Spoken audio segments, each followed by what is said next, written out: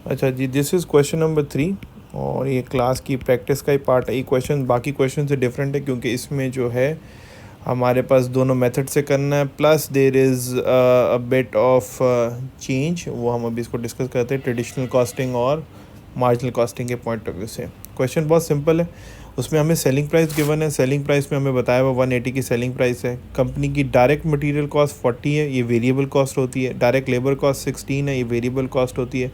Variable overhead cost जो है वो 10 पर यूनिट है और ये भी आपकी क्या है, वेरिएबल कॉस्ट टोटल कितनी हो रही है, $66 पर यूनिट। अब हमसे दोनों एक्सपेक्टेड है, वो कह रहे हैं मार्जिनल कॉस्ट से भी बनाएं और एब्जॉर्प्शन कॉस्टिंग से भी बनाएं। अच्छा, जब हम कॉस्टिंग कर रहे होते हैं तो कॉस्टिंग जब हम कर रहे होते हैं तो साल के शुरू में कॉस्टिंग हो रही होती है, क्योंकि आपने सेल्स वालों को टारगेट देना है।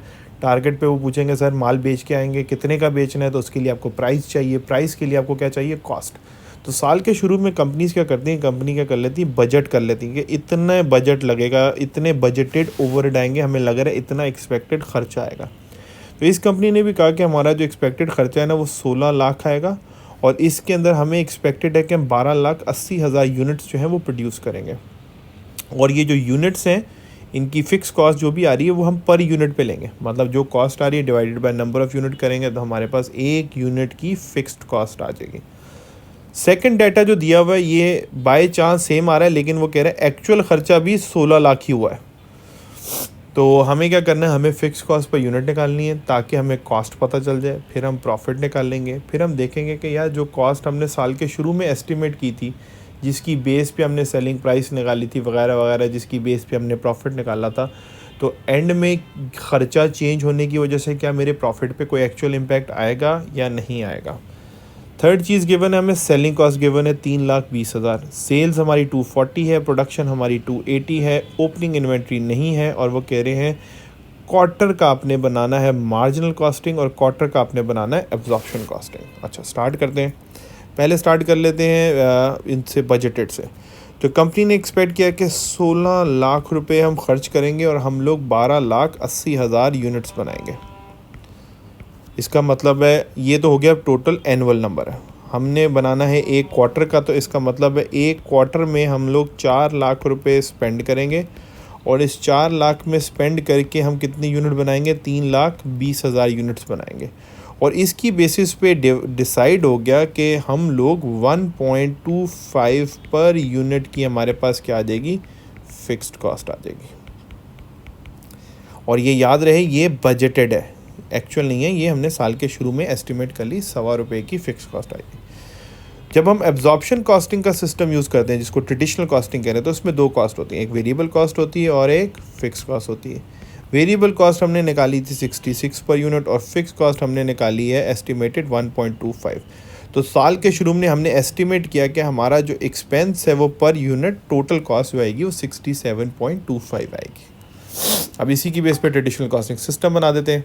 अब ट्रेडिशनल कॉस्टिंग सिस्टम में क्या होता है, सबसे पहले हम लेते हैं सेल्स हमारे पास कितनी आ रही है, 180 पर यूनिट है और हमने कितने यूनिट बेच रहे हैं, इसमें 240,000 यूनिट्स बेच रहे हैं। अच्छा, क्योंकि 000 बहुत लंबा काम हो जाएगा तो हम एक ऐसा काम कर लेते हैं, 000 को हम ख़त्म कर लेते हैं और यहाँ पे हम कहते हैं हर नंबर में 1000 है। 000 कॉमन ले लिए हमने, जो भी आंसर आएगा उसको 1000 से मल्टीप्लाई कर देंगे। तो ये हमारी क्या आ गई, सेल्स आ गई। सेकंड में आ जाते हैं हम cost of sales. Cost of sales में हमारे पास सबसे पहले क्या चीज़ आती है, ओपनिंग इन्वेंट्री आती है। ओपनिंग इन्वेंट्री हमारे पास क्या है, 0 है, क्वेश्चन में गिवन है, नहीं है। सेकंड चीज़ हमारे पास जो आ रही है वो प्रोडक्शन आ रही है। प्रोडक्शन कितनी आ रही है हमारे पास, 280,000।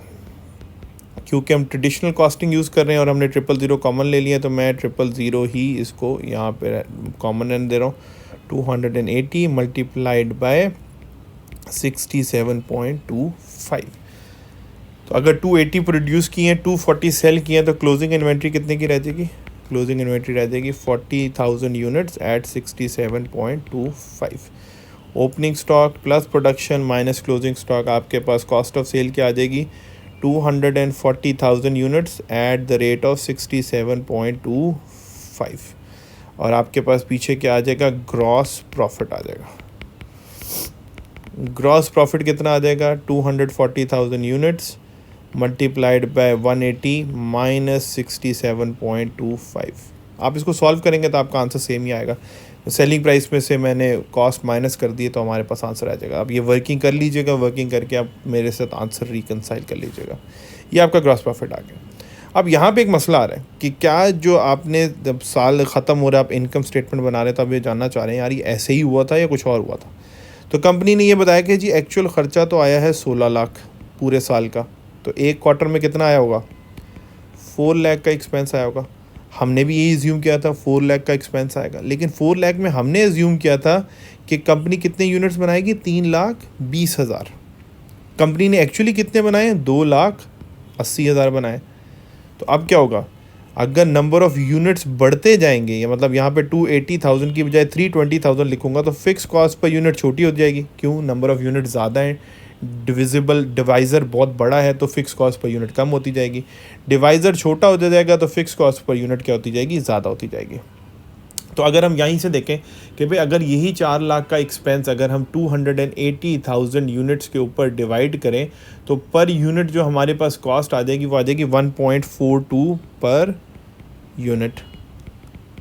हमने जब कॉस्टिंग की थी हमें लग रहा था आएगी 1.25 पर यूनिट, तो हमारी कॉस्ट ज़्यादा आई है। सिस्टम में दलील 1.25 आनी क्या चाहिए थी, 1.42। इसका मतलब है सिस्टम में कॉस्ट कम गई हुई है, और इसको हम कहते हैं सिस्टम में कॉस्ट अंडर एब्जॉर्ब्ड है, मतलब ख़र्चा कम डला हुआ। अब कितना कम डला हुआ है, एक यूनिट पे तकरीबन 0.1785 पर यूनिट कम डला हुआ है, और हमने कितने यूनिट बनाए हुए हैं, 280,000 यूनिट बनाया था। इसका मतलब है टोटल, इसको अगर मैं 280,000 से मल्टीप्लाई करूं तो टोटल सिस्टम के अंदर 50,000 का एक्सपेंस कम डला हुआ है। जब 50,000 का एक्सपेंस कम डला हुआ है तो इसका मतलब प्रॉफिट 50,000 से ज़्यादा हुआ है। तो हमें क्या करना पड़ेगा, अपने प्रॉफिट को एडजस्ट करना पड़ेगा, और हम इसका नाम लिखते हैं, क्योंकि कम डला हुआ है हमें कॉस्ट ज़्यादा करनी है या प्रॉफिट को कम करना है। या तो हम कॉस्ट ऑफ सेल में 50,000 ऐड कर दें या प्रॉफिट में से 50,000 माइनस कर दें।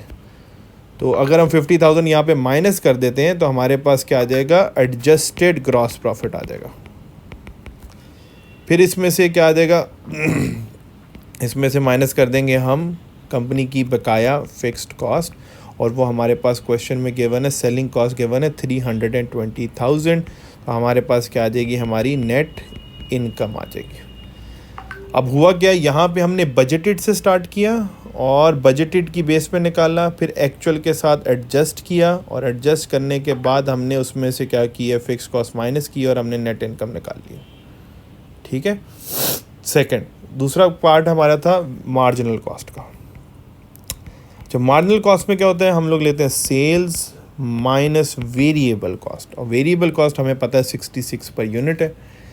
दोबारा वेरिएबल कॉस्ट ऑफ सेल निकालेंगे तो क्या होगा, opening inventory plus production minus closing inventory. Opening inventory 0 है, प्रोडक्शन 280,000 है, मल्टीप्लाइड बाय सिर्फ वेरिएबल कॉस्ट, वो हमने निकाली हुई यहाँ पे 66 पर यूनिट। सेल हमने कितनी की थी, 240,000, और सेलिंग प्राइस वही है 180। 280 यूनिट प्रोड्यूस किए हैं, 240 सेल किए हैं, क्लोजिंग इन्वेंट्री कितनी आ गई, 40 × 66। हमारे पास क्या आ जाएगा यहाँ पे, 240 × 66, ये हमारी आ जाएगी कॉस्ट ऑफ सेल, और हमारे पास आंसर क्या आ जाएगा, कंट्रीब्यूशन आ जाएगा। और कंट्रीब्यूशन हमारे पास कितना आएगा, 2,40,000 यूनिट पे कंट्रीब्यूशन आएगा 180 माइनस 66। इसमें फ़िक्स कॉस्ट कोई भी इंक्लूडेड नहीं है। इसमें से हम अगर हम फिक्स्ड कॉस्ट माइनस कर देंगे, फ़िक्स कॉस्ट क्या है, अब यहाँ पे जो फ़िक्स कॉस्ट लेंगे वो हम कौन सी लेते हैं, एक्चुअल लेते हैं। एक्चुअल क्या आई है जी, फ़िक्स कॉस्ट एक्चुअल थी 4 लाख पर क्वार्टर, और दूसरी फ़िक्स कॉस्ट क्योंकि हमारे पास डाटा नहीं तो हम यही एज्यूम कर रहे हैं कि ये जो सेलिंग एक्सपेंस था ना ये इतना ही रहा है, 320 ही रहा है, वरना इसका भी आंसर यहाँ पे गिवन होना चाहिए था कि एक्चुअल सेलिंग एक्सपेंस क्या है। लेकिन यहाँ पे हम कौन से नंबर्स लेते हैं, एक्चुअल लेते हैं, और यहाँ पे भी हमारे पास क्या आ जाएगा, प्रॉफिट आ जाएगा। थर्ड, इसमें प्रॉब्लम यह है कि जो एब्जॉर्प्शन कॉस्टिंग का प्रॉफिट है और जो मार्जिनल कॉस्टिंग का प्रॉफिट है दोनों डिफरेंट है, और उसकी रीज़न क्या है हम यहाँ पे एक्सप्लेन करने की कोशिश करते हैं। तो इसमें रीज़न ये है कि जितने आप यूनिट एब्जॉर्प्शन कॉस्टिंग में बना रहे हो और जो यूनिट बिक नहीं रहे, हमारे केस में 40,000 यूनिट नहीं बिके थे, ये 40,000 यूनिट हमारे यहाँ के सिस्टम की क्लोजिंग इन्वेंट्री बन गई है, क्लोजिंग इन्वेंट्री बन गई है। और ये कॉस्ट ऑफ सेल में से क्या हो गया, माइनस हो गया। मतलब जो भी इनका 40,000 यूनिट का एक्सपेंस है ना, वो इधर से क्या कर दिया हमने, रिमूव कर दिया। और इस एक्सपेंस में दो चीज़ें थी, एक 66 की वेरिएबल कॉस्ट थी और एक ये ₹1.25 की हमारे इसमें थी फिक्स्ड कॉस्ट। ये यहाँ से रिमूव होके कहाँ चली गई है, नेक्स्ट क्वार्टर में, क्योंकि इस क्वार्टर का क्लोजिंग हो जाएगा तो नेक्स्ट क्वार्टर का क्या हो जाएगा, वो ओपनिंग इन्वेंट्री हो जाएगा। तो इसका मतलब है 40,000 यूनिट इंटू सवा पर यूनिट 50,000 का ऐसा फिक्स्ड कॉस्ट का एक्सपेंस है जो इस क्वार्टर से निकल के अगले क्वार्टर में चला गया। तो हुआ क्या, इस एब्जॉर्प्शन कॉस्टिंग में 50,000 की कॉस्ट अगले क्वार्टर के अंदर जब ट्रांसफ़र हो गई है तो इसका जो प्रॉफिट है वो 50,000 से ज़्यादा हो जाएगा। कैसे, इसका फॉर्मूला होता है, हम इसको कहते हैं रिकन्सिलिएशन का। क्लोजिंग इन्वेंट्री अगर ज़्यादा है ओपनिंग इन्वेंट्री से और उसको मल्टीप्लाई करते हैं फिक्स कॉस्ट से, तो ये वो अमाउंट आ जाएगी जिससे आपका एब्जॉर्प्शन कॉस्टिंग का प्रॉफिट मार्जिनल कॉस्टिंग से ज़्यादा होगा। और इसको और सिंप्लीफाई कर लें, अगर क्लोजिंग इन्वेंट्री ज़्यादा है ओपनिंग इन्वेंट्री से तो एब्जॉर्प्शन कॉस्टिंग का प्रॉफिट ज़्यादा होगा मार्जिनल कॉस्टिंग वाले से। और उसकी रीज़न क्या है, क्योंकि जितने यूनिट इसमें नहीं बिके, हर यूनिट में जो उसकी फ़िक्स कॉस्ट थी वो अगले क्वार्टर में ट्रांसफ़र हो गई। तो मतलब इतना खर्चा जो है इस क्वार्टर का कम होके किस में चला गया, अगले क्वार्टर में। और ये तब तक नहीं आएगा सिस्टम के अंदर जब तक ये सेल नहीं होंगे, क्योंकि प्रॉफिट किस पे होता है, सेल पे होता है, बनाने पे नहीं होता। मार्जिनल कॉस्टिंग में क्या हो रहा है, सिर्फ वेरिएबल कॉस्ट कंसिडर कर रहे हैं और इस क्वार्टर की एक्चुअल फिक्स कॉस्ट माइनस कर रहे हैं। उसमें वाला सिस्टम ही नहीं है, ट्रांसफ़र वाला जो असल खर्चा आया है वही माइनस किया। तो इसीलिए क्या हो रहा है, एब्जॉर्प्शन कॉस्टिंग और मार्जिनल कॉस्टिंग के प्रॉफिट में डिफरेंस आएगा। और डिफरेंस को एक्सप्लेन करने के लिए ये वाला formula. I hope this is understandable to you. कोई प्रॉब्लम हो तो नीचे कमेंट में आंसर कर दीजिएगा, मैं वहीं पे आपको रिस्पॉन्ड कर दूंगा। ये वाला क्वेश्चन आप खुद अटैम्प्ट कर लीजिएगा। Thank you very much.